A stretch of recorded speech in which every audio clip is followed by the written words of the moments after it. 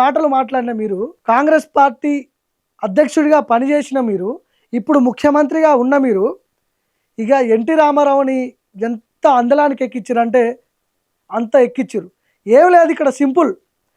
జూబ్లీహిల్స్ నియోజకవర్గంలో కమ్మ ఓట్లు చాలా ఉన్నాయి, మెజారిటీ ఓట్లు కమ్మ ఓట్లు ఉన్నాయి. జిహెచ్ఎంసీ ఎన్నికలు వస్తున్నాయి. ఇప్పుడు జిహెచ్ఎంసీ ఎన్నికల్లో లబ్ధి పొందడానికి మాత్రమే ఎన్టీ రామారావు విగ్రహం పెట్టి అక్కడ ఇక కమ్మ ఓట్లు మొత్తం ఇప్పుడు కాంగ్రెస్ పార్టీకి ఓట్లు వేయాలి. జిహెచ్ఎంసీ ఎన్నికలు ప్లాన్ అది.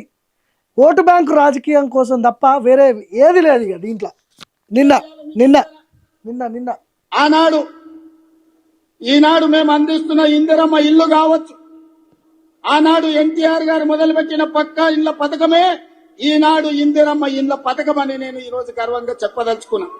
ఆ రోజు ఎన్టీ రామారావు మొదలుపెట్టినటువంటి పథకమే ఈ రోజు వీళ్ళు ఇంప్లిమెంట్ చేస్తున్నారంట. ఇందిరమ్మ మాకు ఎంత ముఖ్యమో ఎన్టీఆర్ కూడా అంతే ముఖ్యం. ఇందిరమ్మ ఒక తరం అయితే ఎన్టీఆర్ ఒక శకం. వాళ్ళిద్దరి కలయికనే ఈనాటి ప్రజా పాలన.